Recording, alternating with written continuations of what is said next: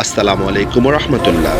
ভারতের ঐতিহ্যবাহী নূহ মাদ্রাসায় খতমে বুখারি অনুষ্ঠিত হয়েছে। বিশেষ অতিথি হিসেবে উপস্থিত ছিলেন মাওলানা মোহাম্মদ সাদ কান্দলবি দামাত বারাকাতহুম। মেহমাতের নূহ এলাকায় অবস্থিত ঐতিহ্যবাহী দ্বীনি শিক্ষা প্রতিষ্ঠান মাদ্রাসা মঈনুল ইসলামে অত্যন্ত মনোমুগ্ধকর পরিবেশে খতমে বুখারির মাহফিল অনুষ্ঠিত হয়েছে। জ্ঞান, তাকওয়া ও আত্মশুদ্ধির অনন্য বার্তায় ভরপুর এই মাহফিলটি সর্বদিক থেকে ছিল গুরুত্বপূর্ণ ও স্মরণীয়। অনুষ্ঠানে প্রধান অতিথি হিসেবে উপস্থিত ছিলেন তাবলিগ জামাতের আমির মাওলানা মোহাম্মদ সাদ কান্দলবি দামাত বারাকাতহুম। তিনি তার গভীর চিন্তাশীল তাকওয়া পূর্ণ বক্তব্যের মাধ্যমে উপস্থিত আলেম, শিক্ষক, শিক্ষার্থী ও সাধারণ মুসল্লিদের উপকৃত করেন।